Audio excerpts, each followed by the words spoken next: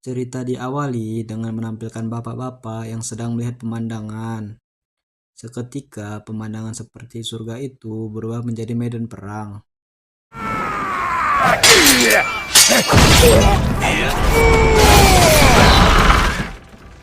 Perang tersebut dinamakan pertempuran Hojurong Hojurung Hojurung Ngepagabar yang terjadi di tahun 987 Masehi. Bapak-bapak tersebut adalah salah satu prajurit terkuat di medan perang tersebut. Bapak-bapak tersebut bernama Thors. Thors dan temannya yang bernama Torkel terlihat sedang menyusun strategi karena kubu mereka sedang disudutkan. Thors menyuruh Torkel untuk membuka celah di barisan depan. Sementara itu, bapak-bapak yang sayang keluarga dan ingin cepat pulang ini ingin mengsolo skuad kubu musuh.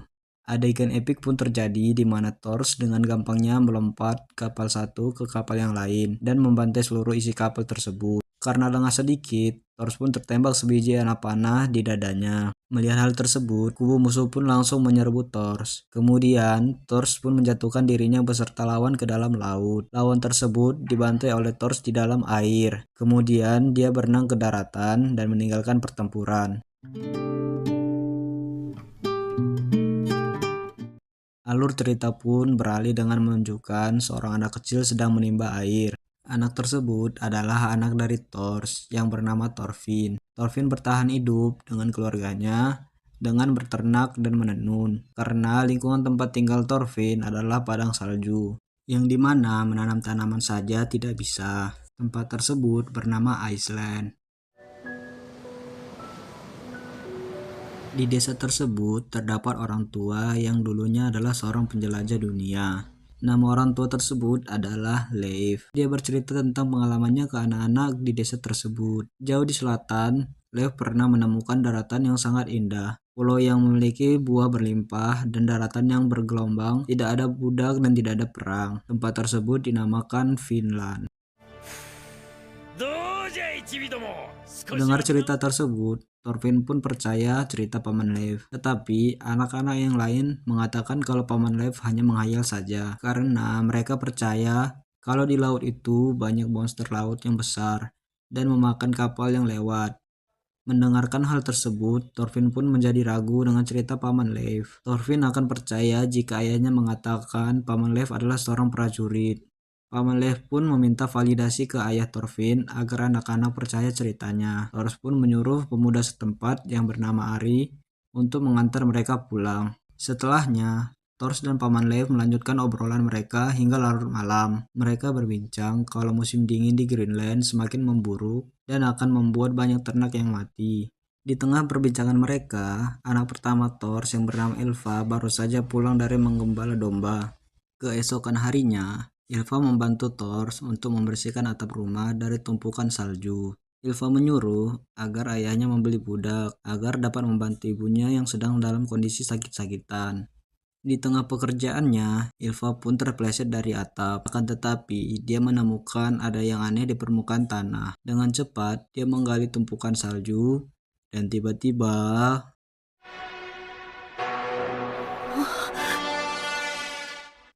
seseorang yang entah udah mati atau belum ditemukan di sana. Dilihat dari penampilannya, dia adalah seorang budak yang kabur karena di lehernya masih terdapat borgol besi. Kemudian cerita pun berpindah di mana Paman Leif dan Thorfinn sedang bercerita di pinggir pantai. Thorfinn bertanya, apakah cerita yang kemarin beneran ada?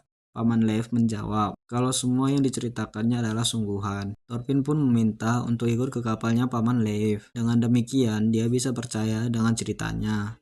Tetapi Paman Leif berkata kalau ingin membuktikannya, Thorfinn harus menggunakan kapalnya sendiri. Thorfinn pun tidak dapat berkata-kata karena untuk saat ini dia belum punya kapalnya sendiri. Lalu Thorfinn bertanya lagi, kenapa mereka tinggal jauh di utara dan hidup di pulau yang beku ini? Mendengarkan pertanyaan itu, Paman Leif pun menceritakan kalau dulu terdapat tempat yang bernama Norwegia. Tempat tersebut tidak beku dan juga rumputnya bisa hidup di sana. Namun suatu hari, pria yang sangat kuat yang bernama Harald muncul dan membantai satu persatu desa di situ. Dia menjadi penguasa dan raja pertama Norwegia. Di sana, Harald membuat dua pilihan, tunduk kepada raja atau pergi meninggalkan Norwegia. Banyak orang yang membenci Harald dan pergi jauh dari jangkauan kekuasaannya. Dan nama tempat itu adalah Iceland. アイスランドだ。 Mendengarkan cerita tersebut, Thorfinn semakin tidak percaya dengan omongan Paman Leif. Karena Thorfinn berpikir jika melarikan diri, berarti ayahnya adalah seorang pengecut. Kemudian Thorfinn kecil pun berlari menuju rumahnya. Pada saat membuka pintu, Thorfinn melihat ayahnya sedang menyelamatkan budak tersebut dari kematian. Thors berusaha memompa detak jantung budak tersebut dengan tangannya. Secara mengejutkan, budak tersebut tersadar dari pingsannya. Selanjutnya, pemuda setempat datang ke rumah Thors untuk menyampaikan pesan bahwa Halfdan ada di pelabuhan dan ingin meminta sesuatu. トールズ来てくれ。ハーフ団が港ってできん。奴ら奴隷がどうとか言って強引に上陸しやがった。 Mendengar hal tersebut, tak lain dan tak bukan adalah untuk mengembalikan budak yang lari tersebut. Budak tersebut berhalusinasi kalau dia sedang berada di tempat yang sangat nyaman dan tenang, seperti tempat yang ditunjukkan di awal cerita. Budak tersebut bertanya ini di mana. Thors berkata, seperti yang diceritakan Paman Leif. Jauh di barat sana, di balik lautan luas, ada sebuah tempat bernama Finland. Tempat itu terasa hangat dan subur. Tidak ada perdagangan budak maupun perang di sana. Thors mengajak budak tersebut untuk tinggal di sana suatu hari nanti.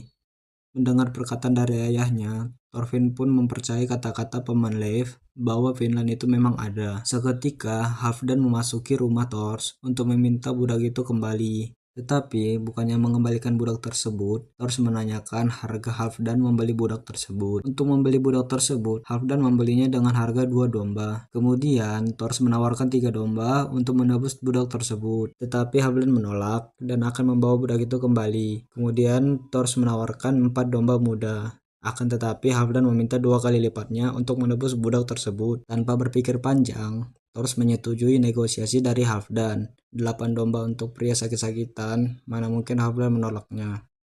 Atas kejadian itu, membuat Ylva sedih, karena dia telah berusaha payah membesarkan domba-domba itu selama 3 tahun.